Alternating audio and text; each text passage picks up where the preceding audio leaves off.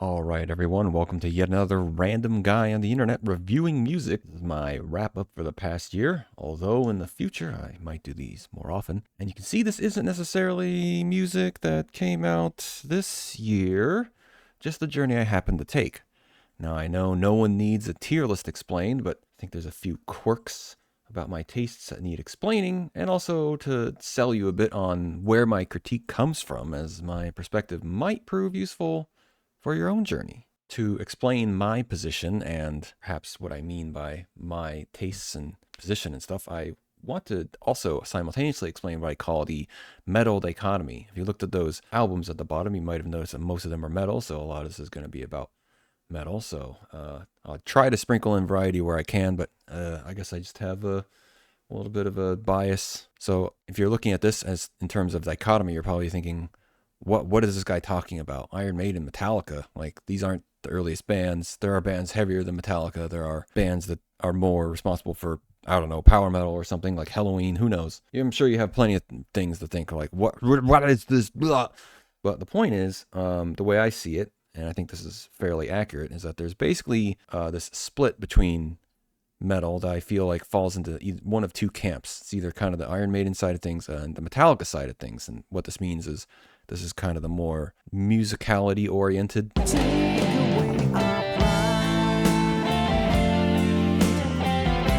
music, and this is more extreme oriented metal. And again, you're probably thinking, oh, there's more heavier bands than Metallica. What do you mean? And Metallica sucked in the 90s. That's not the point. The point is these are kind of the big bands. They do have a pretty close origin. Number of the Beast, which isn't the first album of Iron Maiden, but it's the first one with Bruce Dickinson, came out in 1982, I believe. And Kill 'Em All for Metallica came out in 1983. So they're pretty close to like an origin point of where we kind of see more modern metal. If you've listened to 70s and like Black Sabbath stuff, you kind of realize that that's a little different from this. And this is kind of where we are today, where I feel like most people either first hear Iron Maiden or hear Metallica, and they either decide this is what I want more of, and they get more extreme, or they want more of this, and they want more like power metal type stuff. Funny enough, I actually first got into metal because of Metallica, and even though I do like stuff like Slayer and Pantera, some heavier stuff, that's about as far as I go, and I'm really more on this side. And one of my motivations for doing this review was because there's not enough people I find on YouTube that are on this side of things. I only ever hear from this side of things. It's like I see these year-end wrap of like metal albums, and it feels like a Key and Peele sketch when they're describing these fucking metal bands that are like just death and corpses and like what? These long sentences for a fucking band name, and you know, the scratchy gibberish for the logo. It's like they're all the fucking same. I don't know. But so obviously my bias is showing. And you know, I felt like I've had experiences in my life where it seems like a lot of people, when they think of metal, they think of this side of things. And that kind of sucks because this side's kind of being forgotten, and like people don't even realize this exists. And I think that's kind of lame. And I guess the last thing is I discovered a new band, or discovered for myself, I guess I'll phrase it that way, a band that I'd not heard of before. And I just wanted to help put the word out because, well, I'll get into why I want to talk about this band, why I ended up listening to so many fucking albums of theirs. The other things I should explain about myself is that I'm one of the firm believers in the whole, whatever the expression is, 99% of art is trash and 1% is good. And further, I would say 1% of the stuff that's good, because the stuff that's good is really more like in this range. And the stuff, or maybe up here. And the stuff that's bad is down here. And only 1% of the stuff that's good is up here, right? Like, so 1% of 1% I think is like truly exceptional. So that's kind of a warning if you think I'm a bit harsh about my scoring of things. I just like stuff that's really good, and anything that's even a little bit mediocre, they might get a D or a C, and you're going to be like, oh my God, I can't believe he gave that band a D. How could he do such a thing? So be prepared to be upset if that's the case. I don't think I need to explain a tier list to people, but maybe I will, especially since I have a God tier here. This is kind of like just stuff that I just thought of just because I want to put stuff in here for fun. Obviously, I didn't listen to stuff this year. I've listened to this stuff a million times because it's so good. And I just wanted examples, like a bar to set, basically, of just incredible like music that I think 100 years from now, people are still going to be like, holy shit, It's a little bit cheating to have Conan the Barbarian soundtrack in here because it's like classical music. Obviously, a lot of classical music is kind of proven it's timeless at this point because it's like, some of it's like 300 years old and we're still talking about it. So I kind of don't want to review that stuff because I do need to get more into classical music and listen to it more, but I probably won't include it in here because it'll just start flooding this top part, I think, because I can't really ignore but I don't want to flood this with that, and nobody wants to talk about that because people, so that's the top tier. And the last thing I'm going to explain before I jump into it is that I'm going to review these in a pseudo chronological order. So for example, this album came out in 2003, I believe, and this Avenged Sevenfold album came out in 2004, 2005, something. And obviously these albums came out after. So rather than ping pong back and forth between two sets of albums, I'll just start with the first one and keep going until I'm done talking about that band, and then I'll go to the next band. So hopefully that makes sense. And let's get to the actual review.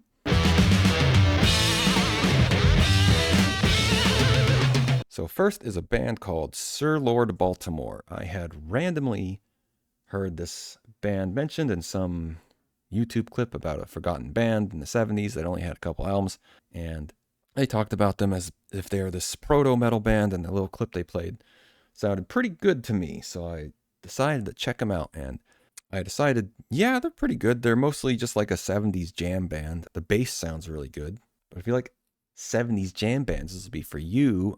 Mostly for me, the title track, Kingdom Come, was the star of the show, and I've listened to it multiple times after, and I love that song, so it kind of carries the whole album. So I'm going to start things off by putting this in B.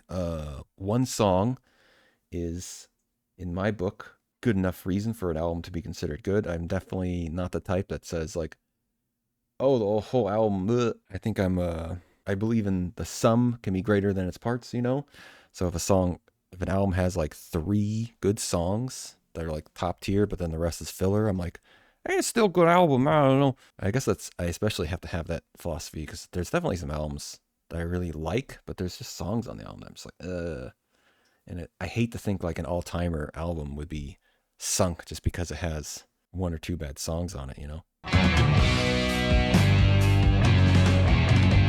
So next we have Judas Priest, Rock-a-Rolla. Now, I had done a listen through of like most of Judas Priest albums a few years ago because I kind of wanted to know more about them. And I skipped over Rock-a-Rolla because I was, I guess, afraid. I've heard bad things and it looks kind of, I don't know, it's weird. I thought it would be like really poppy and stuff. And I guess maybe it is, but I think it's overhated. I remember liking a lot of what I heard. The guitar tone is pretty weak. Probably the weakest, even though a lot of Judas Priest, like the early to mid 70s, their guitar tone is really weak and wimpy. The playing is still good, and there's some good stuff on there, and I thought it was a pretty good listen.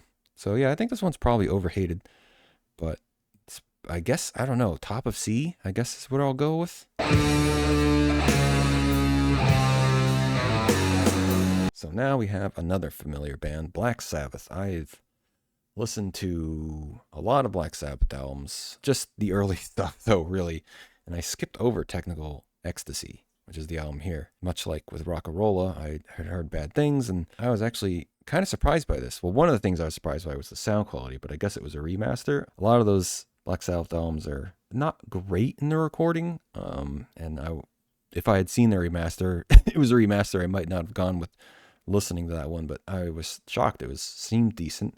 Maybe it's, part of that loudness war thing, but I guess was worth suffering that in this case because it really sounded very cleaned up and the guitar tone sounded really great. Maybe this one's overhated, but I enjoyed some of what I heard. I guess now is the time to explain that I'm kind of doing a lot of these just off the top of my head, and when I talk about these, I'll talk about like what grabbed me. And if it didn't grab me, then I just like kind of count that as like, it is what it is. So like, if I can't remember it, then that's a bad thing. Usually when I listen to an album, if I'm excited about it, it'll grab me in some way and that'll make me want to listen to it more.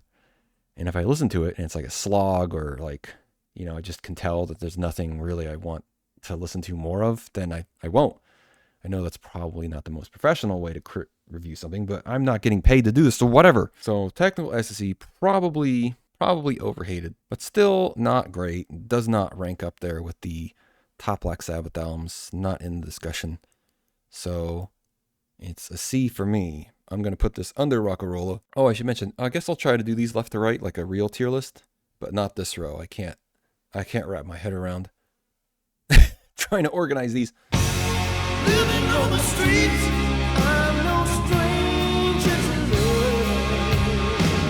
love. All right, so now we get into Black Sabbath years that I very deliberately skipped because this is when Black Sabbath becomes a mess. At some point in Black Sabbath's career, they kicked out Ozzy Osbourne. That's right, he didn't leave. He was kicked out because the band is led by Tony Iommi. It's his band. Ozzy Osbourne was just kind of there. Hate to break some news to some people who, especially since he just passed away this year, and a lot of people are kind of catching up on, what did Ozzy Osbourne do with his life? Well, he mostly got carried by guitarists, I hate to tell you. And Tony Iommi's one of them. Randy Rhoads is another for his solo career.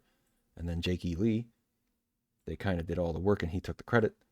But anyway, Tony Iommi kicked out Ozzy Osbourne, and then they had Dio join the band, and they had 2 great albums with him. And then he left for, I forget why. And then they had the period of great turmoil of the 80s where it seemed like Black Sabbath couldn't figure out what to do with getting a singer, and they couldn't keep the band together. And this album in particular is debacle because Tony Iommi was basically by himself. Geezer Butler, longtime bassist, had left. Bill Ward was gone. He had left during the Dio albums. Oh, I forgot. There's an in-between album, Born Again, which had Ian Gillan of Deep Purple sing on it. I've listened to that album. It's not good. But he left, I think, after like 6 months or something. So now Tony Iommi's left with this mess, and he apparently wanted to do a solo album, but the record company said, you owe us a Black Sabbath album. So this album awkwardly is Black Sabbath featuring Tony Iommi or something, and he's the only one on the cover. I don't even remember who's fucking performing on this thing. This thing's an awful mess. It was a slog to get through. I can still tell he can, sort of write songs and stuff, but I honestly felt like I was kind of at like, I don't know, a bar listening to some opening band or something, like the type of just rock. Yeah, we got some riffs here and there, but it just kind of went nowhere and did nothing. Rise up to the shining. Eternal Idol, I believe this is when Tony Martin joined, which is the singer that they kind of went back to a few times during this period. This album was also not great, but definitely better than... I've heard that the album after this one, Headless Cross, is good, so I guess I'll continue that next year, maybe. I got really burned out. These were kind of a slog to get through.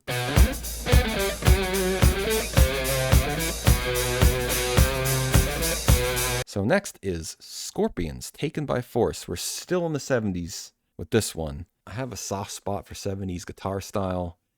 I really love that kind of jamming that they did. The in-between of 60s guitar work of like Jimi Hendrix and the people he influenced, and Eric Clapton, I guess I should say. Those guys, bluesy guys.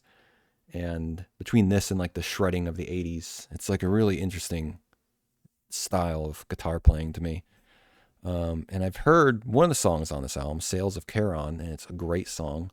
And I at some point heard She's a Man, He's a Woman, or something, whatever the other song on this album is called. That was like the single. I question if those lyrics are appropriate or if they'll trigger people, upset people these days. I don't know what they're talking about. Could be anti-trans type stuff. I don't know. But the rest of the album, those 2 songs were good, lyrics aside. Obviously, Sales of Charon is a great song. She's a Man, He's a Woman is, catchy. It seems like it's meant to be the single. It's decent. The rest of the album didn't really catch me at all, so I'm not really super big on this. This gets to be in, I think, here, at the top of C currently, because Sales of Charon is such a good song. Oh, I put this in B, though. Okay. I don't know. We'll go with that. Sales of Charon is great.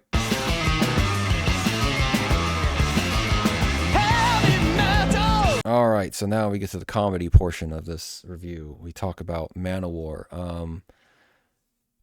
What was the reason I looked up this band? I guess because I had always heard of them, and I was like, I guess I should look into them. And I really didn't realize what I didn't know.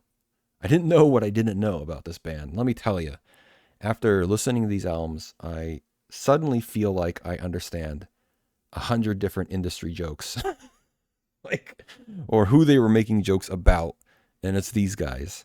This is a band, for reference. After listening to their music, I had to Google the question, is Manowar a joke band? Because I could not tell. And the answer, resoundingly, is no. So they take themselves very seriously. And that just makes it all the funnier, man. And also, this first album came out in 1982, which is 2 years before Spinal Tap. And I can assure you that the Spinal Tap guys had to have been inspired by this, because there's some, especially in the sound, because this first album sounds kind of 70s, and I always felt like the Spinal Tap songs in Spinal Tap sounded kind of 70s. I don't know. I always kind of felt like they didn't really follow what was going on in the 80s. Like, they weren't very glam and they weren't very like extreme. So I don't like, and they weren't new wave or British heavy metal, despite the fact that their band was supposed to be British. So I didn't. I've I've always found Spinal Tap to be a little under researched. But Spinal Tap, I think, is kind of mostly about 70s bands trying to make it into the 80s. And obviously, if you've seen the movie, that is kind of the plot of it. But yeah, definitely in terms of bands in the 80s, this has got to be one of them. Some of the lyrics these guys have are like, when Manowar comes to town, speakers explode. And they talk about like a woman in her prime is wet or something, like, just keep your sword wet, like a woman in her prime, something like that. And it's like, Jesus Christ. Like, it's bafflingly funny. Like, I can't believe it. I'll put on the screen in editing this album, which I didn't listen to, but it's these dudes, and they're all oiled up and looking buff, and one of them has a mustache. This has been parodied a few times. Like, these guys have songs that are like, I assure you we're straight. Like, they're so they need to demand that you understand how manly they are. It just cracks me up. So much so I bought this first album because I mean, it's not great. I would put it I guess, I don't know, maybe here. It's not great. It's not very good. It's not great, but it is funny. It's kind of a, I don't know. I just figured I would get a laugh of it whenever it came up, and I just wanted to be able to have it to like show people, be like, this is Manowar. I can't believe this is Manowar. But yeah, Manowar is interesting. They have, some bands, I guess I'll talk about formulas. Manowar has a formula. I saw someone describe at some point, but I can't find the quote anymore. That their formula for an album is to have 2 or 3 songs that they actually put effort into, and then 2 to 4 songs that they really don't put much effort into, and then 1 or 2 not songs, and then 1 bass solo where the bassist just like sloppily tries to recall a piece of classical music and just like tries to power through it and fake his way through it. And some of the notes are correct and it does kind of sound like the thing he's playing, but yeah, they do that in every album as far as I know. They did it on this next album as well.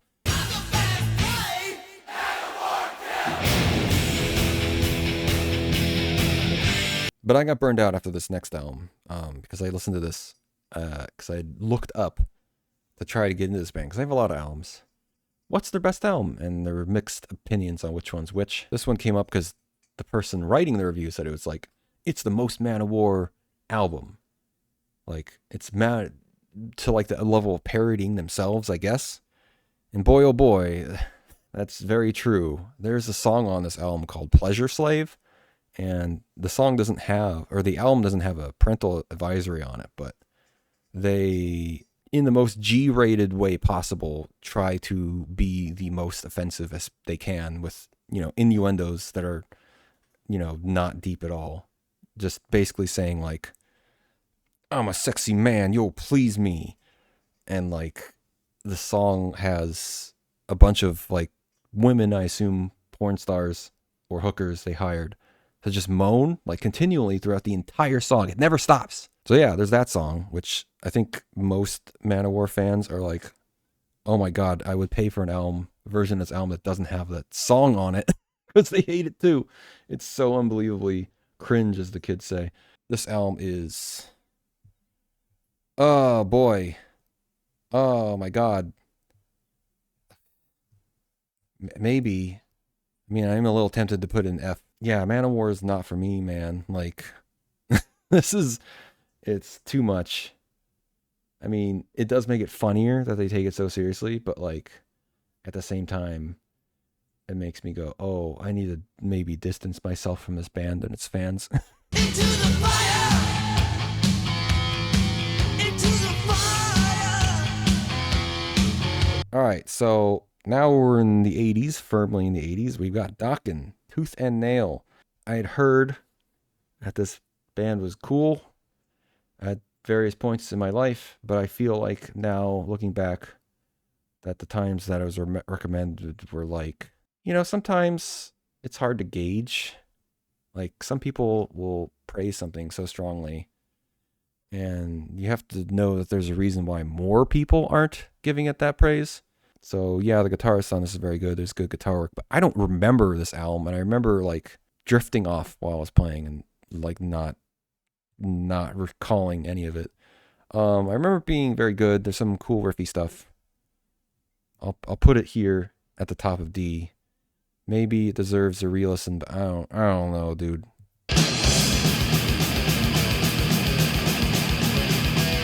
All right, now we get to where we reveal why I had to talk about the economy of metal, because now I have to talk about Slayer Hell Awaits. I first heard Slayer all the way back over 20 years ago with Rain in Blood.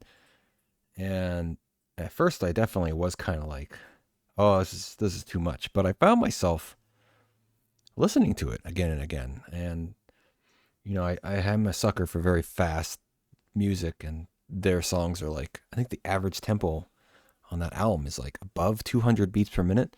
It's crazy. And there's just a lot of good riffs on the album. That's kind of ultimately what it boils down to. Just better like composition and getting riffs to like punch you in the face. Lots of changes in their songs. So Hell Awaits. Hell Awaits is their second album. I had heard that some people think this is their best album, which I think is, I see it pop up here and there in some conversations online. Normally people say Seasons in the Abyss or South of Heaven is their favorite. Maybe some other one that I'm forgetting. But sometimes I've seen people say Hell Awaits, and I was like, I haven't heard that one. I'd heard Show No Mercy. I've had Show No Mercy maybe for 10 years now. So I've heard Show No Mercy. I guess I should be saying for reference for each of these bands that I have listened to where I put their albums. I mean, I guess it goes without saying that I enjoy them. That's why I know Black Sabbath, a lot of their albums I would put an S. Same with Judas Priest. Now with Slayer, I would put at least two of Slayer's albums in S. Show No Mercy, I'd probably put an A, low A. Hell Awaits, though, I think I've realized why people say it's so good. It's not something I agree with. I don't think it's as good as their other albums. I don't think it's their best album for sure. And I think the reason why is it's the closest to a different genre. Because I think the issue is this kind of sounds more like one of those other extreme genres. Because Slayer, for those who don't know, is thrash metal, which is what Megadeth is, at least in this album, and what Metallica was in the 80s. So thrash metal is a bit different than some of those other extreme genres. And Slayer is probably the one that's closest to what a lot of those people who like those extreme genres would want. And this album for sure is that, because this is like so much surf rock, just all tremolo picking.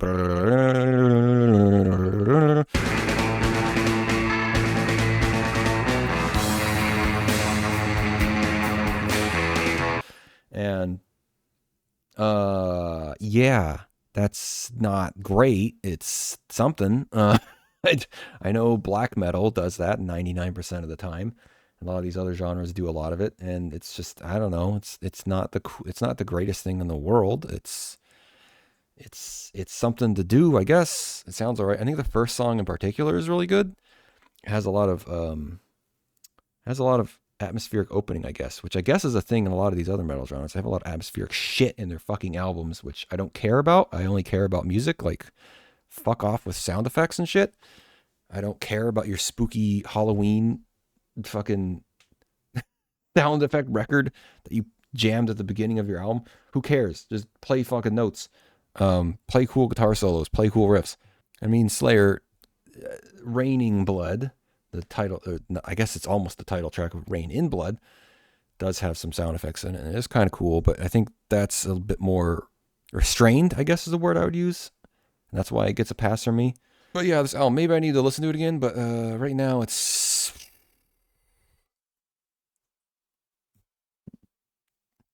here maybe. I remember it was kind of cool. I probably need to re-listen to this to get a better sense of it, but I think I started getting triggered and being like, oh, I get it. I'm so smart. I know why these dickheads online like this album.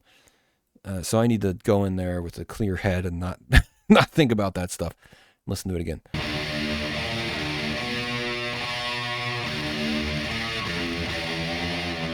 So Candlemass is a band I've never heard before. I heard them mentioned here and there. I thought based on the title or the name of the band that they were a death metal or something, but they're doom metal, and doom metal is basically the closest genre to Black Sabbath, and I really like Black Sabbath, so I thought, oh, I guess I should listen to doom metal one of these days. So I looked up like the best doom metal albums, and this came up for some people. It's called Epicus Doomicus Metallicus, which is not a good fucking sign. I don't know why they have such a stupid name for their album. But the first song I recall was pretty good. And I was like, all right, cool. But then the next few songs, it seemed like, a lot of bands I feel like Manowar does this a lot, where they don't really have a good sense of like bothering to actually sit down and write a melody. They just kind of like sing whatever sounds natural for the lyrics they come up with. I don't know what the story is for some of these bands, but it certainly sounds like they just wing it when it comes to making the melody, the singing part of it. And that's what this band seemed to be doing for all the songs except for the first one. So the first song was okay. The rest of it was kind of boring to me. Not nearly as good as classic Sabbath albums, like Master of Reality. That's what I want, man.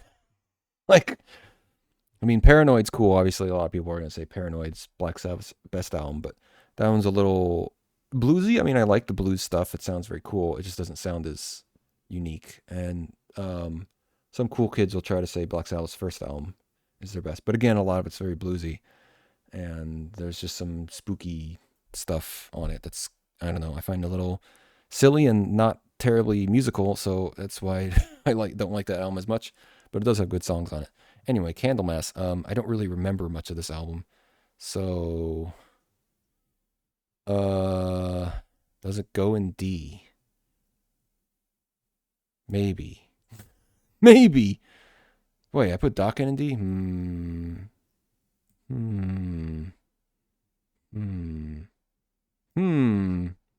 Maybe. Yeah, maybe. Let's go with that.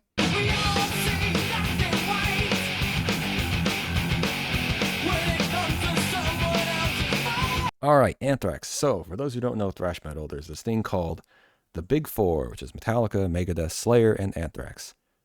And it basically refers to the four biggest thrash metal bands. I assume primarily in sales, maybe also in influence. I mean, both of those kind of make sense. Maybe that also includes quality. Obviously, Megadeth has this, which is, I would consider the best thrash metal of all time. This is what I would want from any thrash metal band.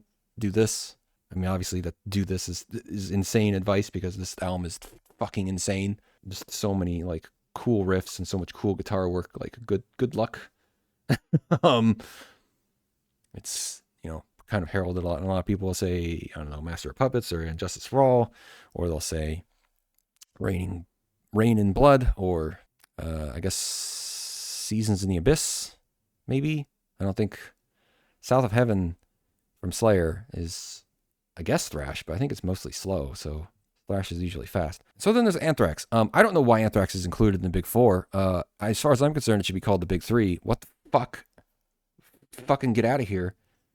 I mean, I guess they're big. Maybe that's the reason. That's why I guess sales and stuff. Is Anthrax just blowing everyone else that's not in the Big Four, like by a large margin? I don't know. I listened to Anthrax's first album, which I guess was an important life lesson, because I just was like, hey, here's this band. I like these other thrash bands. Maybe I'll try this one. What do? I don't know. I'll just listen to the first album. I listened to the first album and I didn't care for it. Probably goes in D. I even bought it. I don't know why. I bought it just without even listening to it. I guess I assumed because I thought the album cover was funny, that it was worth something. But yeah, thrash is like, or not thrash, Anthrax is like, I don't know. They don't figure this shit out, man. Like when it comes to like music, like you can have like riffs and what's called phrases, melody and stuff, and structure. I guess the best way to explain it is that oftentimes you'll hear music explained as being a language. And I think that's what makes sense here, right? Like this is like a beautiful sentence. Words said perfectly. Words punctuated with the right emphasis on the parts that are important, so you get the message, right? That's like good communication. Anthrax feels like, at least this album, I could tell there's like good riffs in here, but it feels like they're just like, I mean, I guess I've been doing this, so sorry, but like run-on sentence, rambling, like none of the things feel like they go together or have punctuation.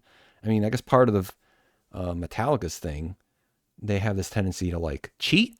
Well, the song will be in 4/4, but then they'll randomly switch to like 1/4 for a single measure because they want to like have this cool like at the end of a measure. But like, where do you put it? Just whatever, just make up a new measure with 1/4. So that's what I think of when I think of thrash, is that kind of like disregard for like time signatures in order to have a more impactful like. And you know, Megadeth does that a bit with like their herky jerky like guitar riffs they'll do that almost sound like bagpipes, like, or like Celtic music to me, where it's like. But Anthrax, I don't know what Anthrax is doing. They're just like I don't know where things begin or end, and this was a slog to get through. It was, I think this album is under 40 minutes, and it felt like, you know, an hour-long album. Yeah, maybe that's too cruel. I don't know. Like, I looked this up as their best album. That's why I gave them a shot again. It's Among the Living. And it just doesn't work for me, man. I don't know why Anthrax is in the conversation. They are not on the same level as the other three guys. Raging obsession, mask of depression, and hide your aggression from view. So Symphony X. Crazy to think this first album came out in 1994. So this is a band I like a lot. I've listened to their entire discography except for their two first albums for some reason. I'd heard that they were awkward, and that seems to be true, but perhaps overhated. I definitely don't have negative feelings like some of his other stuff, where I'm like, I don't want to listen to that again. This I do want to listen again at some point. Be like, I need to give it another shot. First album, self-titled album, has a guy named Rod Tyler, I believe, as the singer, and he's decent, but literally on the second album, they get this guy named Russell Allen, who's amazing, and he's still with them. So naturally, that makes this album the odd duck, because it's the only album that has their, you know, the singer that they're known for. But Symphony X is really cool. They're a neoclassical progressive shred metal band. Their first two albums were published on a Japanese record label because, I don't know, I guess because of the influence of this guy, Yngwie Malmsteen. He's really big in Japan. And so I guess, I don't know. That's how the guitarist Michael Romeo obviously really loves Yngwie, and his influences there. So maybe that's how they're like, oh, you play like Yngwie. Oh, cool. I don't know. But this album's pretty good. I would put it Somewhere in B, definitely not as good as their other albums, that's for sure. Maybe not as bad as I expected. It does feel a little bit like, I don't know, it lacks confidence. Maybe they haven't found their rhythm yet, which I guess is a pun, I don't know. Because obviously they have perfect timing, perfect time, but, how to put the pieces together. I do recall listening to both of these albums and hearing stuff that would come up in later albums, so it's almost like they decided these albums don't exist anymore, so why don't we just, reuse this stuff? If you dare play the game, your descent preordained from their fiery throne, streaming casino name. Funny enough, even though this album has Russell Allen, this is called The Damnation Game, the second album, I kind of didn't like it as much as the first album. The first album does have Masquerade on it, which I believe is a classic. But yeah, this is cool stuff if you like neoclassical metal. It's good. Symphony X is always good. They're highly consistent. I would say all of their other albums are A or S. Like, they're good. They're just very easy to listen to. Shake your spirit, shake spirit. Shake your spirit, shake spirit. Loud and noisy. All right, so System of a Down, their first album. I first heard System of a Down when they first were making the rounds with, well, I guess I must have heard something from this album, and I don't know, I didn't register with me, I guess. It just, I don't know, I was like, new metal, But Toxicity, that album came out, and I listened to that, and I really liked that. I listened to it a lot. And my thoughts on System of a Down have always been, I don't know why other people like this, but I know why I like it. Because they're kind of weird. Like, their lyrics are bizarre, and they do a lot of strange shit in their songs. They don't really sound like any other new metal band. They'd probably be closer to, I hate to say metalcore or something, but they're not. I don't know. Just in terms of like janky guitar work, I guess. I don't know. Janky rhythms. But they're great. I don't know why other people like them. I know why I like them. They do stuff that's right up my alley. It reminds me of a lot of like progressive type structure, I guess. I don't know. But they're weird. I like weird. And I had avoided the first album this whole time because I kind of assumed that the first album was more nu metal and it wasn't, they hadn't found their sound yet. And to some degree, maybe that's true, but this actually really surprised me. I should probably listen to this more. I should probably tentatively put this in A, because there's definitely some stuff in there that I was like, oh, it's System of a Down. I like System of a Down. Cool. So yeah, I'll just put that there. I think that's fair. They surprised me with how much they do sound like System of a Down. They are still very weird on this album. They have more nu metal aspects. I think there's more screaming on this album than any of the other albums I've listened to. There's a lot more adherence to just being metal, I think. Being hard. Hard edge. Whatever. All right, so now we get to talk about the band that I was frothing at the mouth to talk about. The band that, look at how many fucking albums I listened to by these guys. One of the main reasons I wanted to do this list is to just talk about these guys. It's, I guess the God tier thing was something I needed to explain because, to explain my, like, sometimes I feel like the best way to explain how I take music is to say that I just hate music because so much stuff out there I just don't like or don't care about or have weak feelings about. But man, when there's stuff that's good, it really does something to me. There's some stuff about this band, Galnerius. Every once in a while I start feeling like maybe I've discovered all I'm going to discover. Maybe there's nothing left out there that truly can excite me. And then this band I discover for myself, because obviously they've been around for 20 years. So, lots of people have discovered them. They just remind me, man, and just make me excited. And I can't fucking contain myself. How cool this shit is.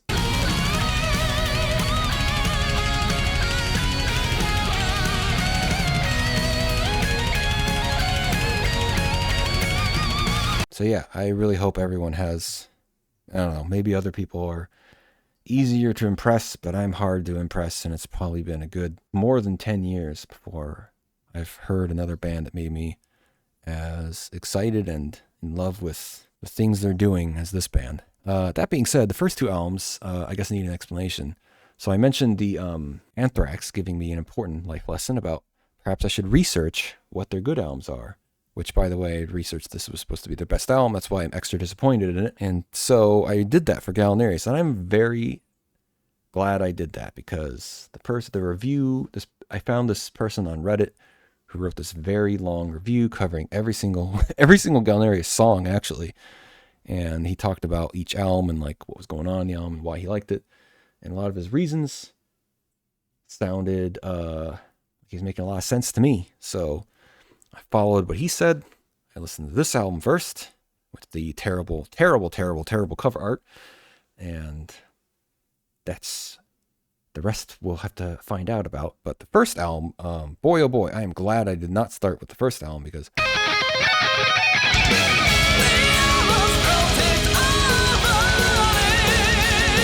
the first album has a different singer. He goes by the name Yama B. Like a lot of bands, there's a subset of the fandom who thinks that the Yama B era is the best era, and the era that came after, a guy that goes by Sho or Shu, I don't know. They think he sucks, or I don't know. They have negative feelings about him. And they really like this Yama B guy. And this first album is very good. I'm going to tentatively put it in A, but it's not what I'm talking about here. It's hard to gauge because at some point this band raised the bar or set the bar for what I expect out of them.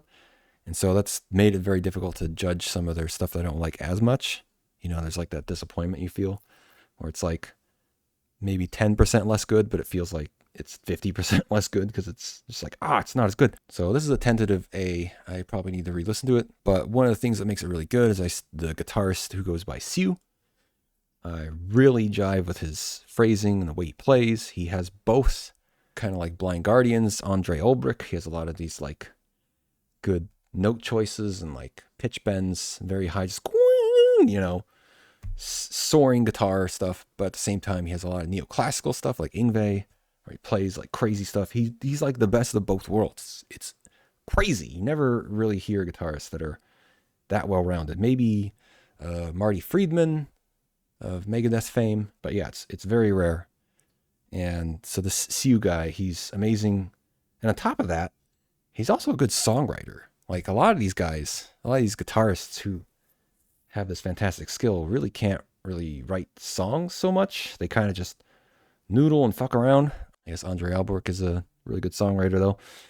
And Yngwie is not a good songwriter, but obviously this first album, he had all his best ideas, I guess.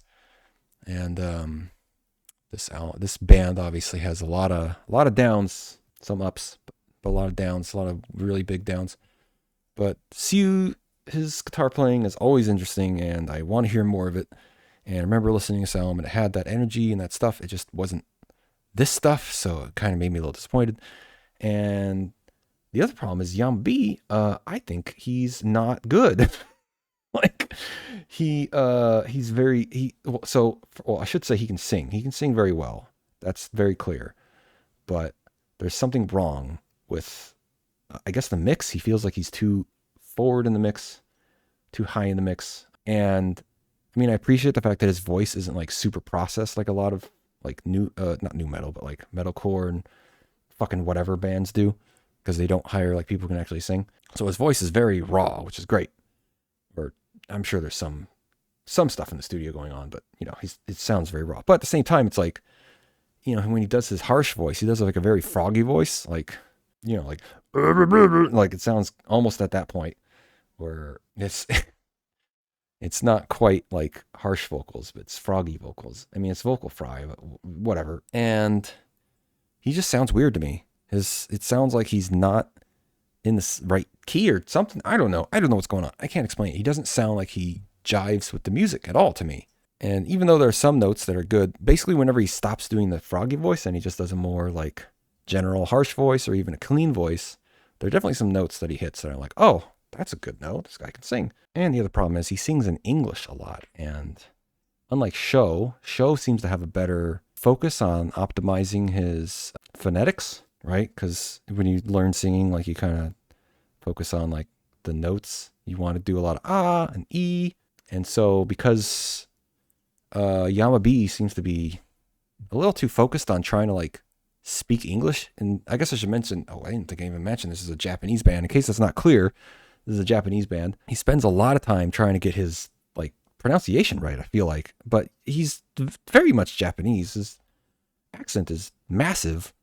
And so he ends up like kind of garbling his notes because he's trying to hit these words that are, unfamiliar to his native way of speaking. So yeah, I don't know why he does that. Like Sho is much smarter. Granted, the downside of Sho is there are times when I don't even realize he's speaking English, but whatever. Like I don't care. All I care about is the notes.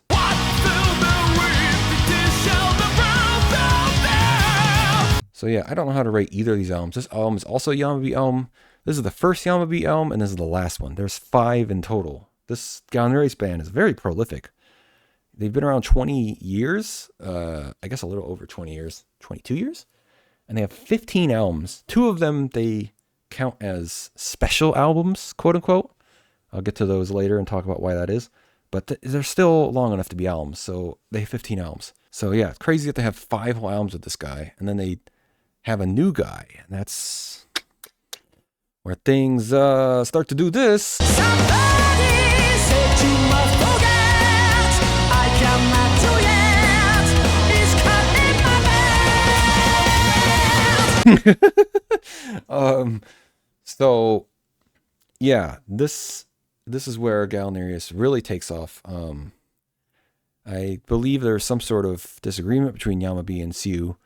I assume Yamabeat seems like he's more what I was saying, that right side, or that Metallica side, where he wants to be harder and stuff. Siu obviously does have interest in that. He even does death growls here, like once on a blue moon on some of these songs, and he uses 7-string guitars occasionally and down tunes and stuff. He has a lot of influences. He's just not as big on it, I assume, because once Sho joins the band, it's all power metal, baby. Like, he's just like super bright and singing about the future, and everything sounds beautiful. And Sho is an interesting guy because apparently he's an old guy. Like, this first album, which came out in 2010, Sho was already 43. The rest of the guys in the band were around 30. And the reason for that is, I guess I shouldn't say the reason for that. The reason for that is time. He had a career in like the 90s. He had like in 1992, he put out his first solo album, and he was like 25 at the time or something. So it's very interesting. I guess it's hard for me to like read more into it because, this is like Japan, and, it's difficult to get stuff in English for me to parse through this stuff. But I'm sure somebody who's more familiar with the Japanese music scene maybe could say more about this. But to me, it seems really interesting. It's like, imagine if, I don't know, Avenged Sevenfold got rid of Mark Shadows and they instead got Bruce Dickinson of Iron Maiden to join them. It's like, what? What do you mean? I don't know if Sho is that big of a name, but as Bruce Dickinson, but it's interesting. This older guy kind of joins the band. It's also a problem, which I'll talk about in the later albums, because, one of the things that's kind of tough to keep youthful is your voice. It's one of the things that you kind of can't do anything about. So while the band is still performing at top level even now, the later albums, you can kind of tell Sho is a little old. He's 58 years old now. So he's getting up there. Which, by the way, Symphony X, the singer Russell Allen, he's in his 50s too. I saw them live. He can sing as good as ever. I don't know what his secret is. He must have made a deal with the devil. And he was singing harder and harder songs as the set went on. So much so that at the end of the set, he just started showing off by like doing some like vocal things. I was like, what is this? Why would you make harder stuff as the set list goes on? Just to show off, I guess. I don't know what his deal is.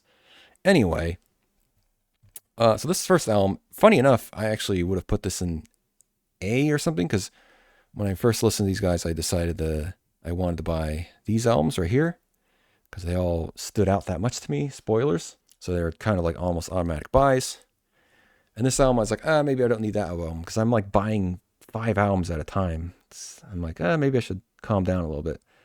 But then I re-listened to this a few times, and I don't know what I was thinking. This album's amazing. Like it's it's really good. Like Sue's guitar playing is just out of control. The last song of the album, Destiny, is like so many people are like, oh my god, this guitar solo is insane. And there's lots of influences, lots of songs that are just like I listen to over and over again that are like really cool. That have a lot of different influences. I think this is the album. I do kind of get this album confused with this album, but I think this is the one that has like Still Loving You, which I assume is a reference to Scorpions. Oh my god, it's just so much cool stuff. And it's not just straight power metal. That's another thing I really like about this. Speaking of formulas like Manowar has, Galnerius has this formula where it's like the first track is usually some sort of intro. I don't know why they do this though. They usually have some sort of fucking either spoken word or death growls or something. And it's really lost in the mix too. So even if you could hear them, you like wouldn't understand what they're saying. And it really ruins the intro because it's usually either death growls, which doesn't go along with the cool, like epic build up that they're doing. And CU just does like this cool guitar stuff. He like plays like this main theme. It's like that kind of carries throughout the album that you hear basically in this song and then whatever the big song is.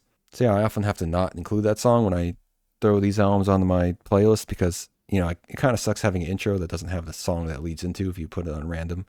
But also because of this like talking that's in the song. I don't know why they do that. So anyway, after that, they usually have one or two like very typical fast power metal songs. Very typical. And they're crazy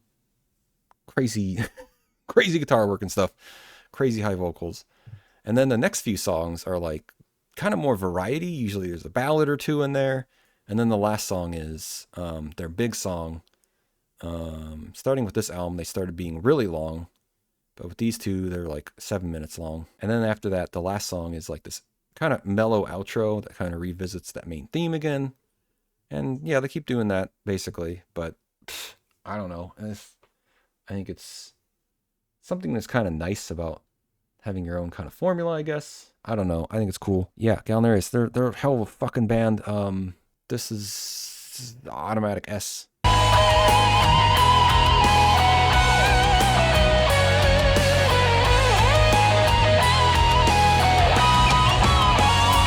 And so is this. I don't know if I put this way or not. I know a lot of people think this is like I've seen people say this is like their top one and two, top 1 and 3 album. I think I like this one a little bit more. It has a song called Tear Off Your Chain that starts, which is really awesome. The variety songs I think are really cool. There's a song called The Wind Blows, which does sound like a Sonatic Arctica song called Full Moon. It's like the similar melody.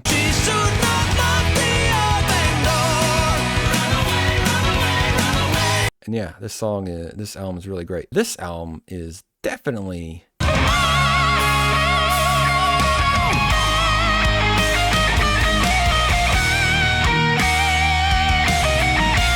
better than these two albums. For me, I can say that. This album doesn't have, there's only a couple of complaints I have about this album, but despite them, I still think this is a better album. The first is that there's no ballads on this album. Not like strictly ballads. There's maybe some slower parts, but there's not really ballads. And I mean, the biggest song is the title track, Angel of Salvation, which is this 14-minute neoclassical just craziness. Like, it's so fun. There's just this really like cool like guitar theme, and then there's really cool like neoclassical riff.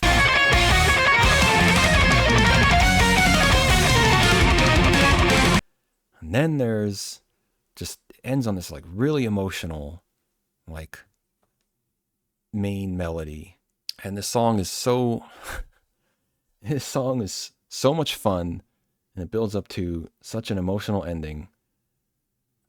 I mean, I don't know. I think maybe the song, it's almost like it was written for me because I fall for everything the song does. I'm sure people would say the song is, maybe they think it's, I don't know, maybe they think it's like tasteless or something, or too much. It's too much. Can't do all that. But it's right up my fucking alley, man. And the second time I listened to it, I guess the first time I listened to it, I wasn't listening to it directly because I tried to listen to a lot of these while I'm working, which I guess is another test for the band if it doesn't pull me out of my work, which is unfair because, you know, the best way to listen to music is to just sit there and listen to it without doing anything else. But boy, oh boy, let me tell you, it's fucking real hard to listen to Galnerius. It just keeps pulling me out, distracting me from my work. And that Angel Salvation song, just immediately. It does start off with some chintzy synth sounds. I should mention it's an homage to Tchaikovsky's Violin Concerto in D, so it borrows very heavily from it. So that is kind of why, spoilers, it would be up here, but because it has to borrow from Tchaikovsky, I'm kind of like, oh, I can't give him the credit for that, can I? Because this thing I'm trying to get to is that listening to this song the second time when I really listened to it directly, it was so emotional that it actually made me like want to cry. Like it has this emotion at the end that I can only describe as your pain is finally over and everything's worked out. Like, which power metal is always about like triumph and stuff, but it's always like, I don't know, like it just goes about it too bluntly. And this really feels, I mean, again, it's this particular phrase I'm talking about is Tchaikovsky. It's from the first movement of the Violin Concerto. And the way that he plays it, the way he phrases it, and the way he like arranges like all these extra voices and plays his guitar on top of it to follow this melody, but like, noodle around it. It's just so beautiful, and it's so beautiful. It evokes such a strong emotion that it makes me want to cry. And that, man, that's what I'm talking about when I say like a band that really like means something and is like worth listening to instead of something that's just we got some riffs, we're fucking around, so yeah, this next album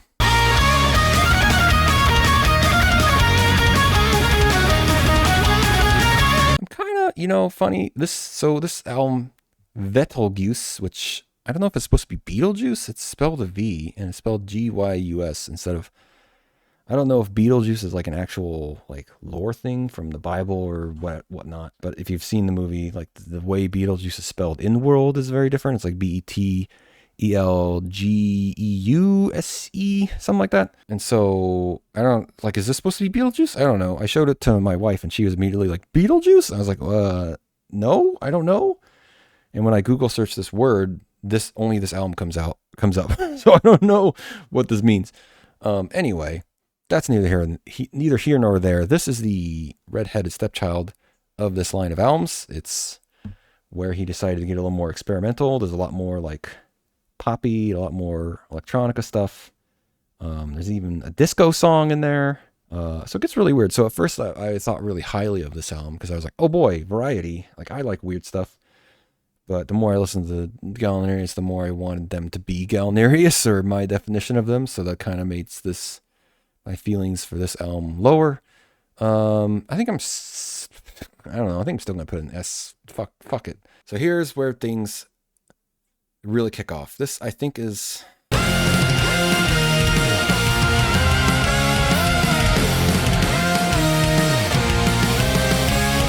probably the most accessible album. I don't know. It's was recommended. The person I read the reviews of said this was his favorite album, and I can see why. It definitely caught my attention right away. It had two intro tracks. I've never heard of a band having two intro tracks, right? Like the first one is kind of more sound effects and atmosphere. The second one is also an intro with just like guitars and build up and stuff. That kind of makes me laugh. I'm like, why do you have two tracks that are not like real songs at the beginning of your album?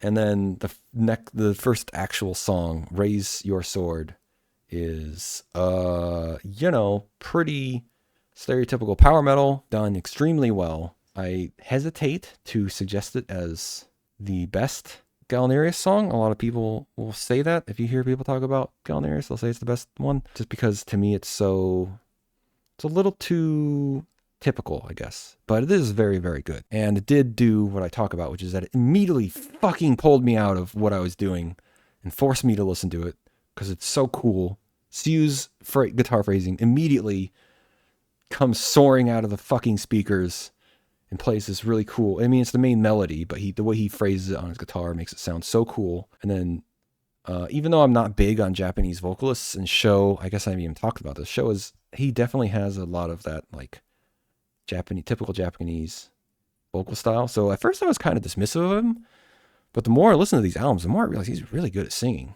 Unfortunately, he's getting older and that's diminishing, but on these albums so far that I've talked about, and these next two ones, this one and the next one, he's still like fucking at the top of his game. He's really good. And I mean, obviously I see that now. It's kind of funny that I was biased against it at first, but now that I've kind of realized that, it's grown on me and just made me like these albums even more. And I realized how much his voice like works with the music they're doing. They give him a lot of ballads to do, and he's very good at singing ballads. So yeah, he's great. Anyway, he does a good job singing the melody on this. There's a lot of changes and stuff that come out in that song that are like punch you in the face with how exciting the song is. So it's definitely not a bad song by any stretch of the imagination. Still a great song. Just a little bit like, I worry if I show this to someone who's heard power metal, they'll be like, oh yeah, that's power metal, and they won't give it a chance. The rest of the album is also really good. I like the song after it called Voice of Grievous Cry, which is not English, but sure, because it's a lot more different, a lot more awkward, has a lot more cool bits in it. And yeah, it does the formula again where after those two like power metal songs, there's the variety songs and ballads, and then it ends on a 14-minute song that's like a super big epic thing. And it's just fucking great. Yeah, it's awesome. Terrible fucking artwork. Look at how bad this artwork on these two is, by the way. I didn't say this enough. These albums are good. This is whatever. Like, what happened? What happened here? Like, I want you to Google. I'll put it up on the screen, I guess. Look how fucking bad this is. What is this shit? What happened? Did somebody's like cousin draw these? I don't understand. What is going on? Anyway, this album has actual decent album artwork, and I hope you're ready for this one.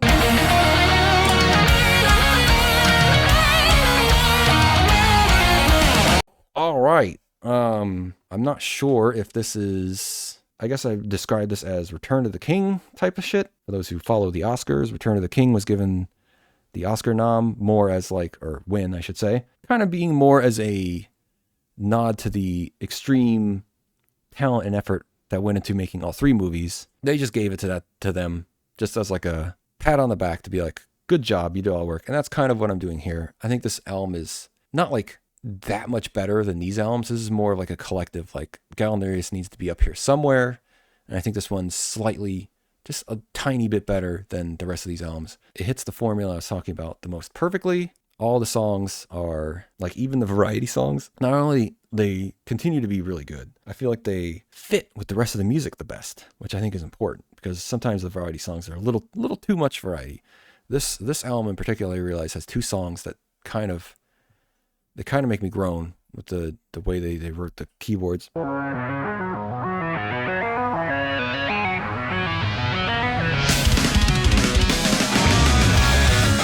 mean, that's kind of a genre bias thing because the genres they're aping agitate me.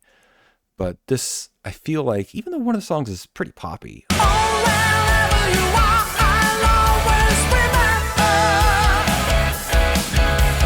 this feels like it flows more perfectly. Like every song is just like perfect. And there's a song on here called Brutal Spiral of Emotions. Again, like not English, but okay. Which is kind of this, I would more describe it as brutal range of emotions. My headcanon is that it's trying to explain the, like, what is it, the 5 stages of grief? Because it starts at like anger and ends at like sadness and acceptance. I've never listened to a song that made me feel like the emotion it was conveying was acceptance. Like, not only is this band making me feel things, they're making me feel emotions that I don't think I've felt from other songs. Like, how is acceptance an emotion you can feel from music?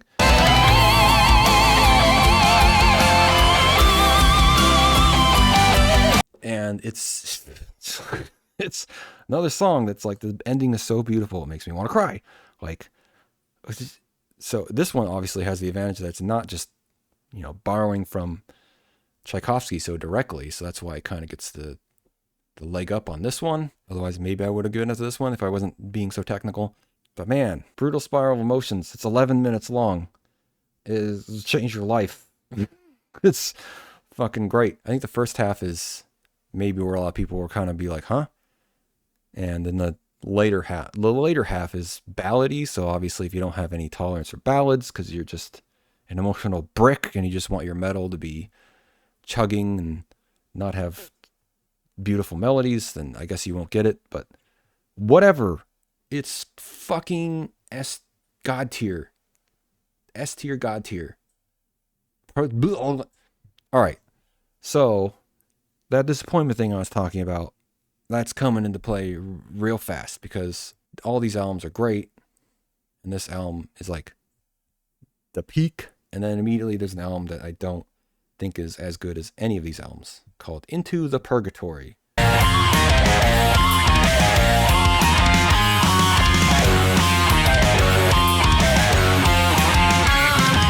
They have a real obsession with putting the word "the" in things where it doesn't belong. They do that a lot. And this album, I don't know. I guess Sue decided he wanted to.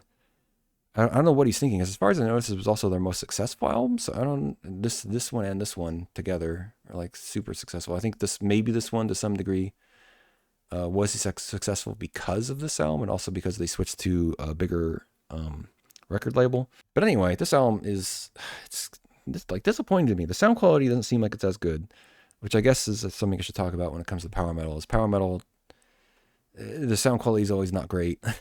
I should mention that with this band. It's not audiophile quality. Some other bands are luckier to have, I don't know, access to something that somebody who knows what they're doing, and power metal bands don't seem to have that luxury. So Into the Purgatory sounds a little bit worse, and this is where Sue decided he wanted to go heavier. I'm going to tentatively put this here. I need to re-listen to this. It may be in here.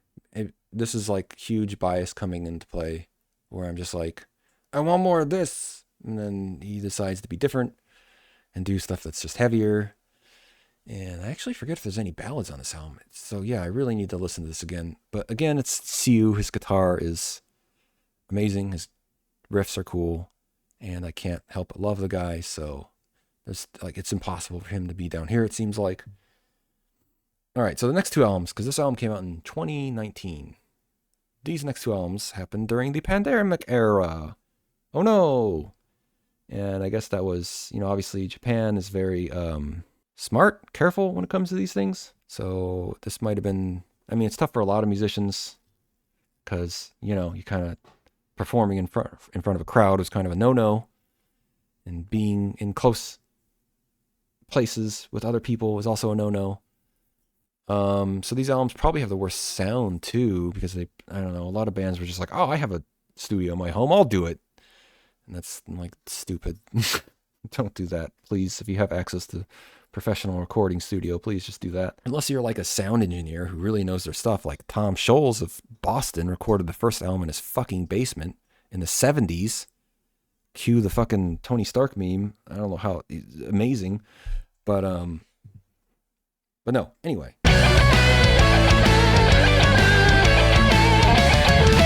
So these albums are also going to be doing something like this.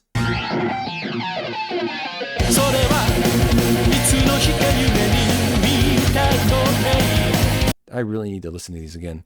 Funny enough, I think I mentioned that these are considered special albums and not albums. They don't count as albums. So even though this should be Galnerius' 15th album, they consider it their 13th because these don't count as regular albums. Which maybe means they also don't care for them. They're long enough to be albums. They're over 40 minutes. This album does have 2 songs on it that are re-recordings of Yama B era songs, which is kind of neat. I definitely want to re-listen to those because, like I said, I don't care for Yama B's singing. So I think that listening to a show makes it better. But of course, I think at this point, Show's voice is starting to deteriorate a little bit, so maybe it didn't work out so well. But anyway, these albums are still over 40 minutes, so they're still albums to me. Like, where is it? There it is. I think this is like barely over 30 minutes long, and like I know Rain in Blood is like 29 minutes long. Like, so over 40 minutes is an album. And for those of you who don't know, as far as I understand, the 40 minutes thing came from LPs, because LPs hold about 40 minutes of music without there being problems. And I'm pretty sure that was decided based on the fact that most classical music, I mean, aside from one-off opuses that are like, between any amount of time, right? 5 minutes, 10 minutes, 20 minutes. Concertos and symphonies are usually around 40 minutes. So I assume that's why LPs are 40 minutes long, because that was what they had to just, let's start putting this on recordings. What do we need? We need about 40 minutes. Okay. And I think that makes a lot of sense. 40 minutes is like the most reasonable like amount of time to put into an album. So the fact that these albums are all an hour long it's great, but 40 minutes it's good enough, man. Anyway, now we come to this album, which you are the hate, you are the fake, lost in the darkness that go to hell. Oh, man, maybe this will be S. Maybe I need to listen to this again. Again, the sound quality doesn't seem to be as good as these other albums, but maybe that's because I didn't buy this album. Maybe I need to buy it and listen to the actual direct rips. I don't know if that's still a thing, if what I'm listening to on the internet is somehow encoded poorly or something. I don't know. But here, Sho's voice definitely seems like it's a bit weaker. He's still able to sing pretty good. There's just certain qualities about his voice where I'm like, that sounds like an old man voice. He sounds like he's like, straining a bit. But yeah, everything about this album, because I actually cheated by re-listening to this album a couple more times after the year had changed. Whatever, I'm talking about it now. Wanted to squeeze those in before I made this recording, I guess, to see if I could figure out something about it. I do think it's better than these albums, at least that's my impression. But everything about this album feels like just a little bit less speed, a little bit less crazy transitions that work a little bit less well. Sho's singing is a little less, perfect. Because it's a little bit less, it just doesn't make me like fucking extremely excited like these albums. And I don't know, maybe I'm again, it's that thing where it's like, okay, I need this, I can't, like, it can be here, but right now it feels like here, because it's just, that's the way it feels when it feels like it's not as good, but like, it's still good. Like, I'm biased by Galnerius raising the bar in these other albums. So now it's story time with Avenged Sevenfold. Oh boy. So you've probably heard of Avenged Sevenfold. They're a pretty big band. I have a bit of a funny relationship with them. Back when Avenged Sevenfold was first starting out in their metalcore days, I had a buddy who's now an ex-buddy who really liked metalcore, which I call screamo because I don't care for it. And I actually went to some concerts with him. His favorite bands were bands like Poison the Well and Thrice, specifically those two bands. And I'm pretty sure I remember going to a concert with him where those two bands were playing and Avenged Sevenfold was opening. And my friend really fucking hated Avenged Sevenfold for some reason.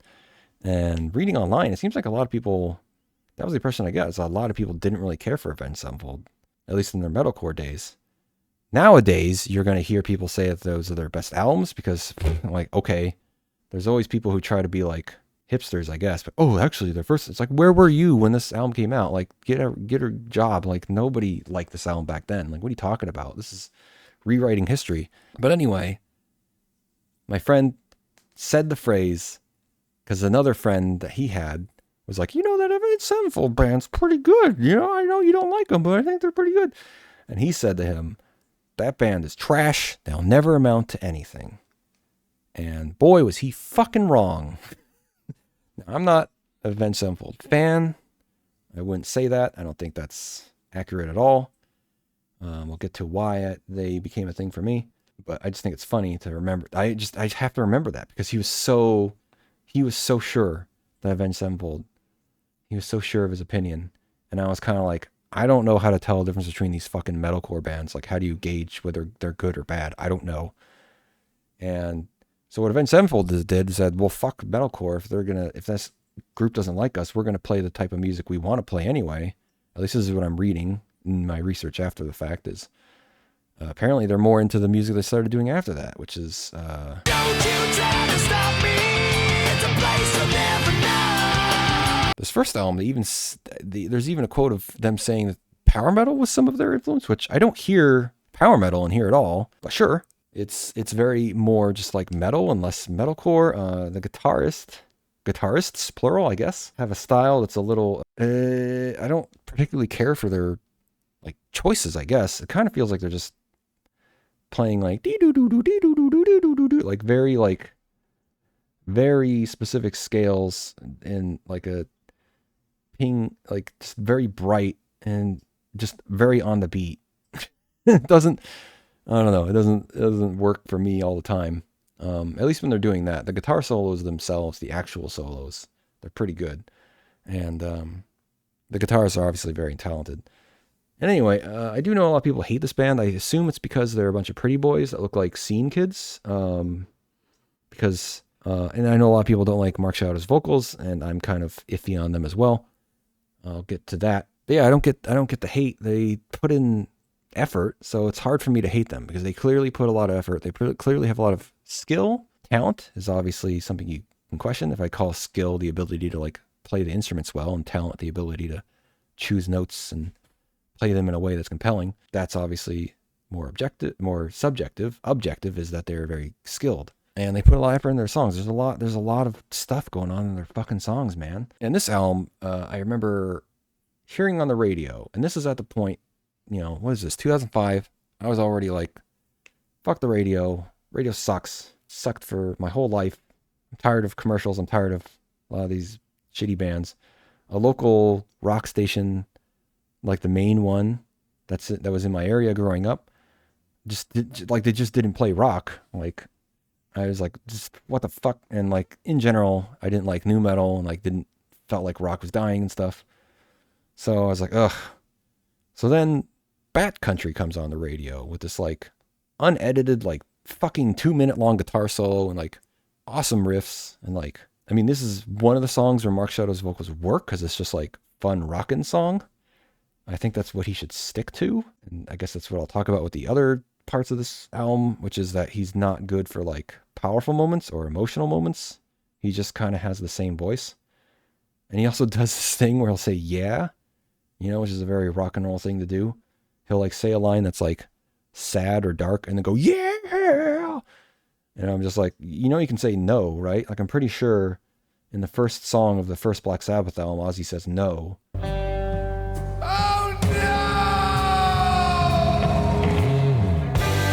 Like, there's a precedent for saying no with negative feelings. I don't know, dude. Like, saying yeah just seems silly to be like, oh, the sad thing happened. Yeah! Like, what is the emotion of the song you're trying to give us? So he's very silly. He sings like Axl Rose with a nasally voice, but his voice isn't nearly as high, and his range isn't very good. He sings lower notes on one of the songs, and it sounds like he's falling asleep. So his voice it doesn't do all the things it needs to do. Kudos to him for abandoning screaming.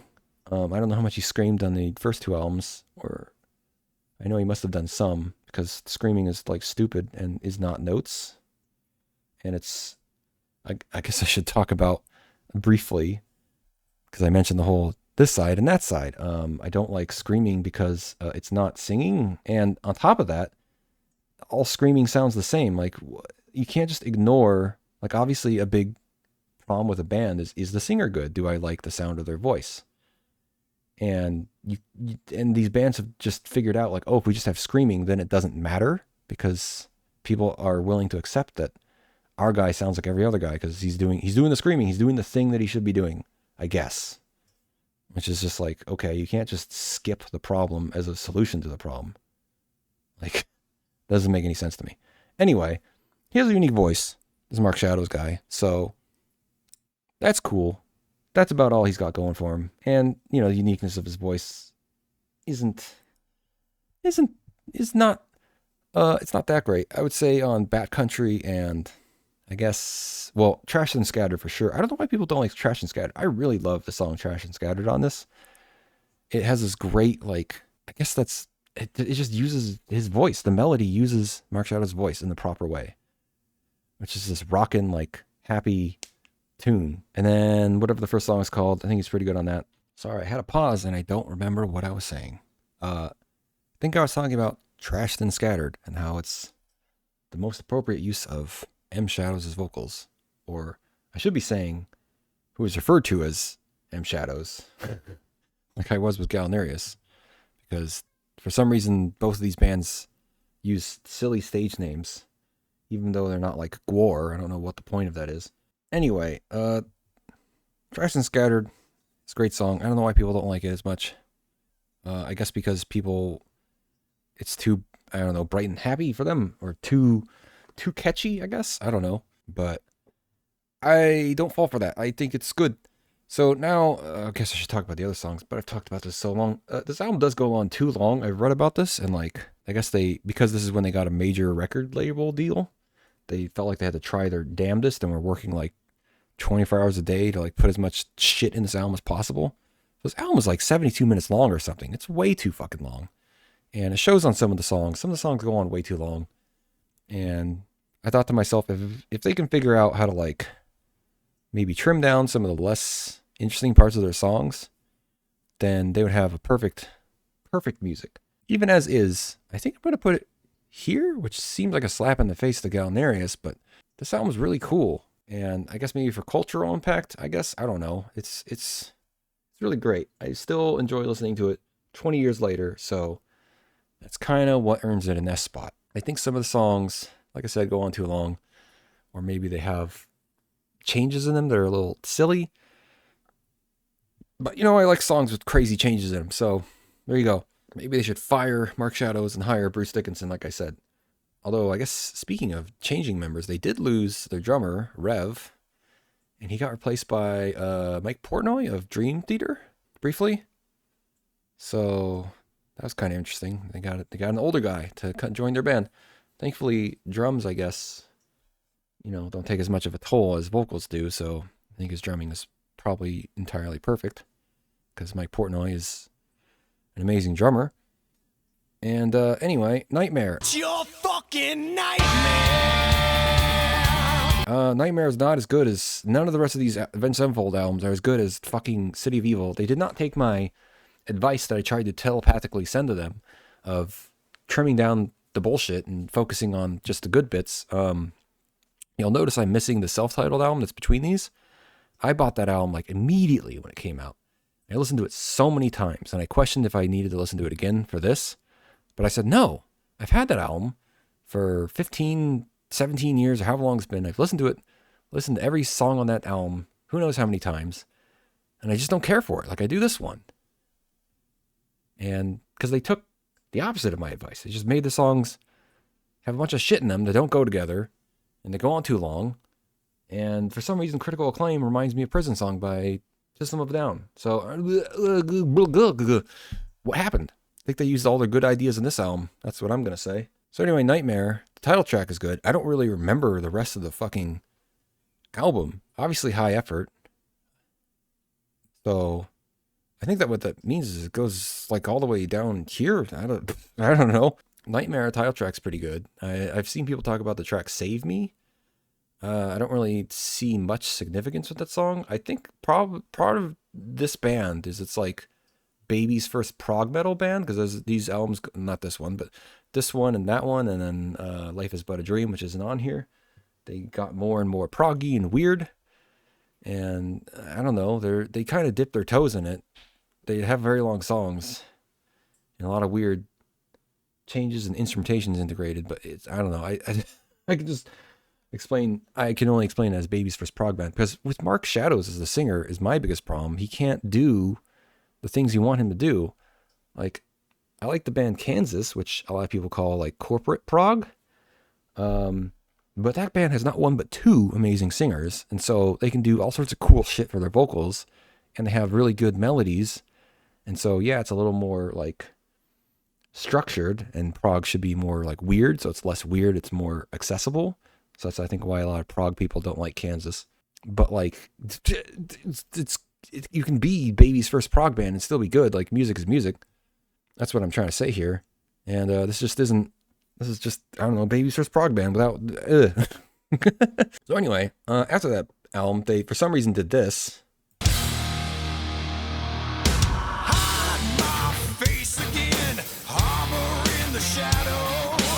I don't know why.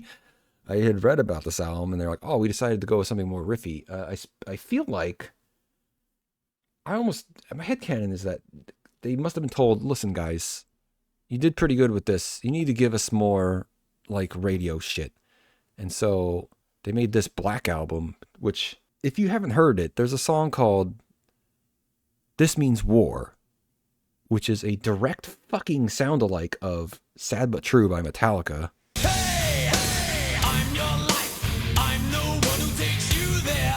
And that song, when I, talk about pulling me out, that pulled me out for the wrong reasons. I literally, went, "This is sad but true. What's happening? What are they doing? They can't do that." Now, obviously, if you put them side by side, you can tell they've definitely changed the notes enough that you can't claim copyright or anything. But, come on. It's so patterned and structured exactly the same as the fucking song. And so anyway, they talk about this album being I don't know, I've read comments about being an homage to the Black Album, and I'm like, is this like a joke? Why would you make an album like this sandwiched by these weird prog metal albums? What are you talking about? So I can only assume this was like a rebellion thing to be like, they want us to make the Black Album, so I guess we'll make the fucking Black Album, kind of a sarcastic thing. It is their best-selling album, I believe. Their title track is the most played song on Spotify or something, so I'm pretty sure it's their biggest song. So yeah, other than the stupid fucking Sad But True ripoff, all the other songs are just so boring, so just like the Black Album. Here's our riff, it's 3 fucking notes over and over again for 5 minutes. It's the exact opposite. It's taking my advice for this to trim the fat to way too much of an extreme. Jesus, you cut the song out of the song. So yeah, it goes in D because it made me mad and bored. And going under Anthrax hurts, but should it go under this? That seems like that's too severe. But going under Anthrax, I think, is fine, because I do feel like Anthrax had some riffs that are probably cool in there. Anyway, the stage.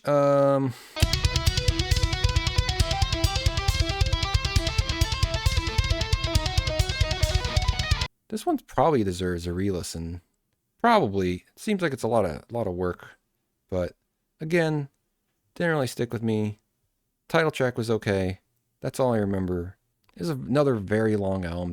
Both these albums are over 70 minutes as well, I believe. This one's only 40 minutes, so that's the other thing that clues me in to be maybe they usually put in so much effort into these albums. Maybe they were just coasting on this one. So, but in this case, 70 minutes is too much fucking time. These songs are too long without enough interesting things in them, which I know some people are like, "What?"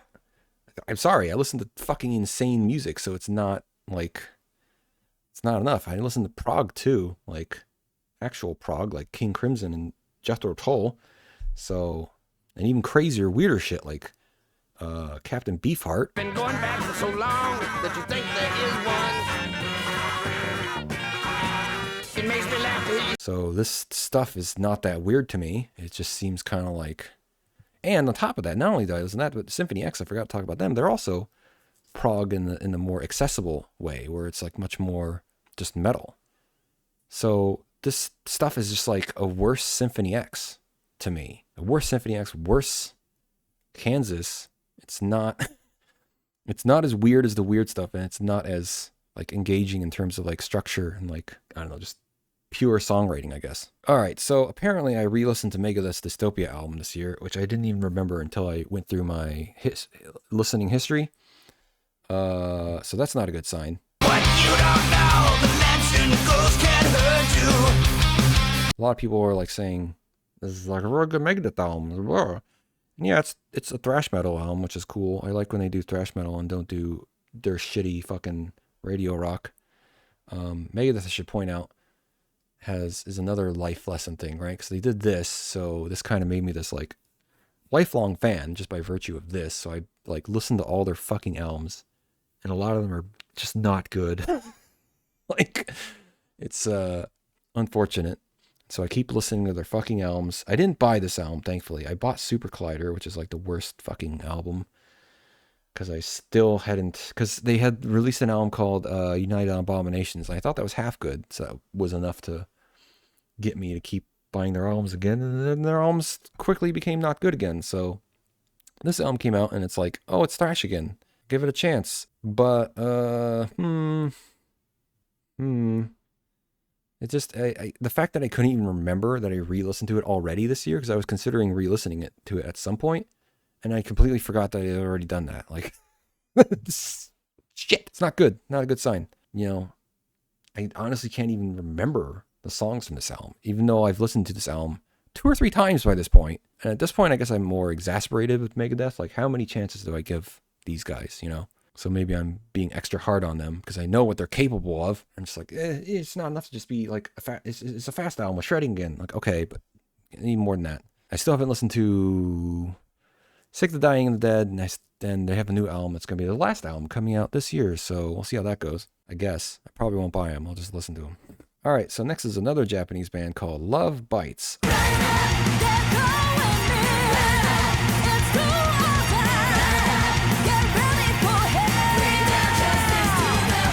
I discovered this band because I'm so angry about a band called Band-Maid. I'm sick of hearing about Band-Maid. Even my own dad has told me about Band-Maid, and my dad doesn't know anything about like the metal scene. It's like, why the hell does Band-Maid get so much coverage, and why does it get passed around so much? It's a like typical fucking Japanese pop band where the music producers just do a casting call to find some cute girls who could sort of sing and sort of dance, and then they just get a bunch of studio musicians to do all the heavy lifting and write all the songs and play all the music. Who fucking cares? This band, on the other hand, I mean, the girls are attractive, but I think it's more apparent that they're not chosen for their looks. They actually can play their instruments. But aside from that, because that doesn't fucking matter, you know, we need to remember that ugly people make really good music. I'll put up some pictures of, I don't know, Michael Romeo from Symphony X and Ronnie James Dio, the greatest singer of all time. These are not great looking people, but my fucking God, are they great musicians. So, you know, and then there's Avenged Sevenfold, which is too pretty. I assume that's people's problem with them. They're too much of pretty boys. Can't take them seriously. But Love Bites, you know, I wanted to like them more because of vengeance, basically. For revenge, the best reason to get back at Band-Maid, because this seems like a real band as far as I can tell from research. They play their own instruments, write their own songs, and they've been in other bands, and they kind of found each other and like made a band. So they're a real band as far as I can tell. They do have a lot of like, you know, they wear matching outfits and they smile when playing.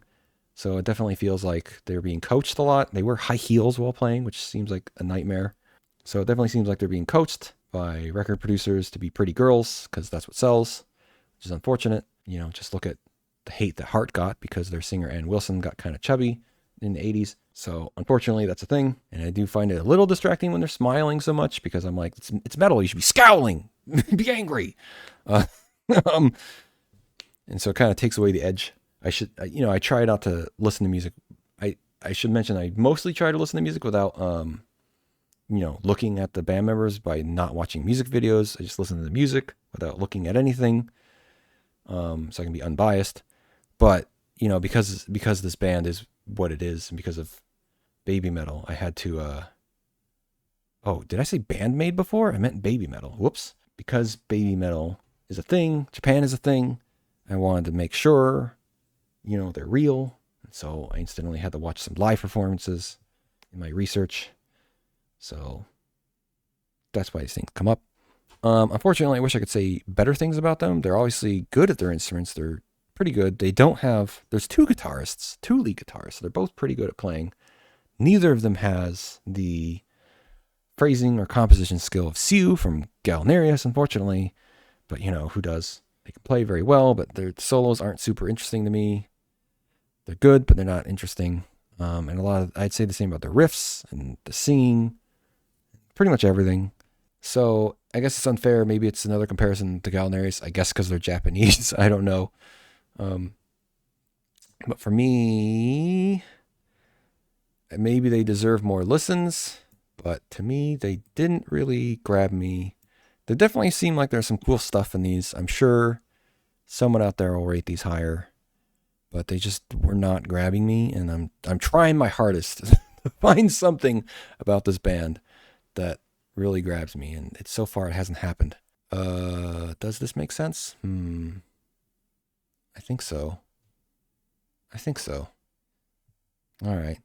And I put these here because I honestly don't remember which is which. They're just interchangeable. I don't remember any of the songs or any of them. All right, Riot City.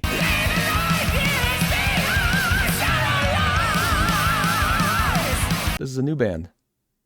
I heard about them from some YouTube channel I watched that tries to promote new bands that you've never heard of. And I liked some of their riffs and guitar playing on their first album. They didn't have a singer on the first album. The guitarist just sort of did a Rob Halford impression and falsettoed every single note.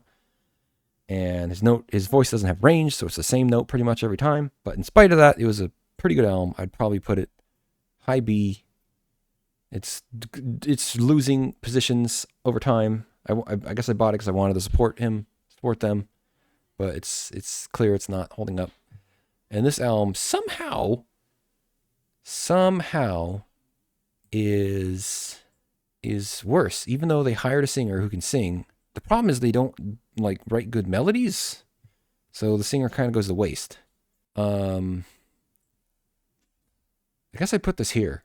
Yeah, because I've listened to this at least twice now, and it just hasn't had the same effect on me. So I'm like, maybe their next album will be good. Maybe they'll, now that they have their new singer who can sing, I still have belief that they have potential. They can figure it out. This album came out in 2022, though, so I don't know where the next album is. I don't think they released anything. All right, so I wish I could say last but not least, but...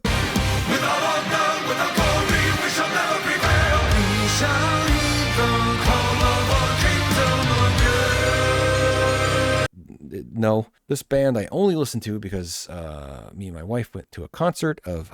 wait, which one was this for? Oh, yeah, this was for Gloryhammer. Although Gloryhammer was the middle band, they weren't the closing band, which is a story. The main songwriter for Gloryhammer is the same main songwriter for Alestorm, which is a bigger band. So Alestorm closed, and he just has his own band open for them. But they had an actual opener named Glyph. And boy, this album title didn't inspire a lot of faith. Honor, Power, Glory. Like, okay, sounds very typical power metal. This is 2024, by the way. So by this point, there's, we've heard everything. And I thought I was taking crazy pills when I saw them live because a lady singer came out. And I was like, is my memory that bad? I don't remember there being a fucking lady singer in this band. It turns out that after the release of this album, pretty quickly, they had to fire their vocalist and they hired a lady to take on vocals. And apparently this lady is the ex-wife of the guy they fired, which seems like a story in itself. I have no idea how that could possibly happen. Anyway, we saw them live, and this is their EP they rushed out because they wanted to capitalize on their singer, because, lady singers are kind of a gimmick, but boy, let me tell you, it goes a long way to making this band sound way less generic. And she's...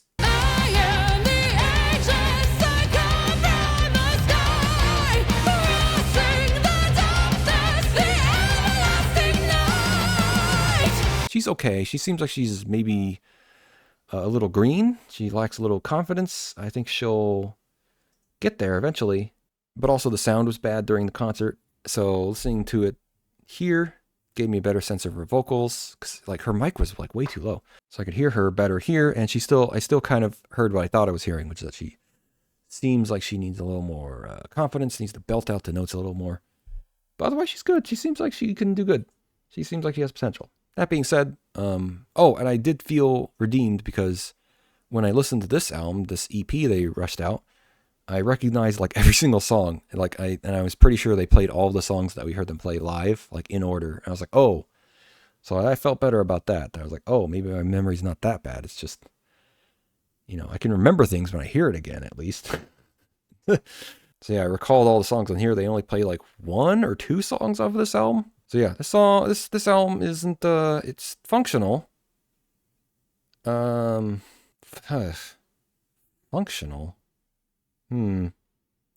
Maybe like this. Yeah, this album's a little bit better than this one because of the female singer. Although I think this song, maybe the first song on this is better. It's all so generic though that I can't like get into it at all, you know? So yeah, it is what it is. It's just the band is just doing the power metal thing. I will say is a weird thing about this album is that every single song is like the same length, give or take a couple of seconds, which I feel like I've never seen before. So I don't know what that's about. You guys are structuring your songs a little too much. You need to have a little fun, do things a little differently, which would explain a lot if you're like holding yourself to like this one structure. Like, why is every song 4 minutes 2 seconds exactly, or almost exactly? Each song should at least be like, I don't know. There should be like 10, 20. I mean, there is one song in the album that's 5 minutes long, but like, that's weird. That's weird, man. All right, so that's everything. As you can see, you know, maybe I'll re-listen to some of these, particularly Galnerius. I've already listened to these albums 100 times. Gonna listen to them 100 times more. That's S tier for you. But these other Galnerius albums I'm gonna re-listen to because now I'm like Megadeth. I feel like I owe it to them, and you know maybe these will move up in the future. I don't know. We'll have to see. We'll have to see what time holds for us. So I guess that's it for this. The last thing to say was I was gonna talk about like what are my plans for what I'm gonna listen to. I might do this every 6 months, depending on how I feel, depending on how things go. So we'll see. So I have this list of songs or albums I'm gonna check out. Which I'll go over quickly. The first one is Rhapsody or Rhapsody of Fire. It's the same band. They had to change their name for legal reasons. I actually already started listening to them, which is why I kind of wanted to rush this out because I was like, oh, now I'm gonna want to talk about these new things. Like so I'd heard. Okay, no, I can't talk about Rhapsody. It's just that's next. Next thing I'm probably gonna do is finish Black Sabbath. Is the note I have here, which is there's still a few albums that I haven't heard. I believe I listened to part of Dehumanizer. I need to give that a re-listen full through to make sure I got everything. That's the last Dio album. Oh, at least before they started calling themselves Heaven and Hell. And then, yeah, I have a note here for listening to old Galnerius. I need to re-listen to that the most and re-listen to these albums again, I guess. Freedom Call is a band that I had not heard until Tony mentioned it to me, like, I don't know, 5 years ago or something. And I was like, what? Somehow there's another band that was completely off my radar. It's another power metal band. And so I'll check them out. Figure that one out. War, question mark, I have here. There's certain things about Gore I want to check out. I've been very not super proactive about listening to Gore because they're like shock rock and some of their songs are just so clearly trying so hard to be offensive, and I don't want to. Ugh, it's stupid. But I do love their song "Bring Back the Bomb." It's hilarious and also really like technical and cool. So maybe there's something there. I have another note, Rage Against the Machine, question mark. I really like Rage Against the Machine's first album. I kind of dismissed all their other albums because they didn't seem like they kept the musicality, so I guess I have to give them another chance. You know, I obviously don't like the rap part of it. Yeah. The last Megadeth album, Megadeth is retiring, so I guess I'll listen to the last Megadeth album, just fucking put a nail in the coffin. Hopefully it's not bad. I assume it's going to be mediocre. Unlucky Morpheus, another Japanese band. I've watched multiple times a music video they made covering a song off this album, which was pretty cool. The song's called Far Beyond the Sun, and it's really awesome. So I'm like, any band that can play that must be a good band, so I'm going to check them out. Yes, I have Yes on here. Probably start with Fragile. I first listened to Fragile when I was too young. This is before I had any idea what prog rock was, and I thought it was fucking garbled nonsense, but obviously I was like a teenager then, and now I've listened to a lot of garbled nonsense that I think is amusing in different ways, so I should really check that out again. Unleash the Archers I have written here. People think this band's cool. I'm not so sure. Django Reinhardt, he's an old guitarist from the I want to say the 19 Is he from the 1800s? I don't know. He's very old. His recordings are going to be very terrible, but he's a guitarist from the olden days, and he seems like he's pretty cool. Majestica. Wrote that here. It's another power metal band. The band has one guy does everything. Like, he seems insanely talented. I don't know if the songs are any good, but that's at least interesting. Camelot, another power metal band. I guess they deserve another shot. I don't know. I've never cared for Camelot. Trollite Force. This is more of a curiosity because there's a YouTuber that talks about him who became their guitarist, actually, and he's a pretty good guitarist, and he talks about how cool their guitar solos are, so see. Testament. I've listened to Testament before. It's another thrash metal band. It's funny, I feel like thrash metal is such a big part of me, but I only listen to the big three. Like, so it seems like I should probably listen to more thrash metal bands if I want to call myself a fan of thrash metal. I have listened to Testament in the past and it didn't grab me, so I guess I have to give them another chance. Another note here, this is Finnish Slayer. There's a number of Slayer albums I actually haven't listened to, so I could check those out and see. Nightwish, I guess give them another chance. Nightwish has never been interesting to me. I don't care for their operatic vocals, but I don't know. I think I have to give them a chance. I don't know. And Pantera, another band. I really like Cowboys from Hell and Vulgar Display of Power, but Far Beyond Driven, I've tried multiple times and I can't get through it. It feels like it's trying to do their sound way too hard. It seems like it's abandoned whatever was fun and like different about Pantera, and it's just trying way too hard to be edgy and way too in the studio, making their notes sound as fist punchy as possible. And so that kind of turned me off, but I should get through that. And they have other albums too after that, so I'll try. And then I have a note here that maybe I'll take suggestions. I think that's, probably a bad idea, but, I'll probably say no to stuff. But, maybe, someone suggested Galneris to me, and that changed my fucking life. You got to take suggestions, So maybe I'll hear more suggestions and more ideas of what I should do, what I should get into, or maybe just stuff I should talk about. There are more bands out there, more metal stuff. I definitely need to include more non-metal stuff. That list I just read was just the stuff I had been writing. And, that bias I was talking about, most of them are metal. I need to come up with more things that aren't metal to put on the list. So yeah, that is 2025, or at least the latter half of it. Well, this is all of it. Next time might just be half of a year. So maybe check that out next time. See ya.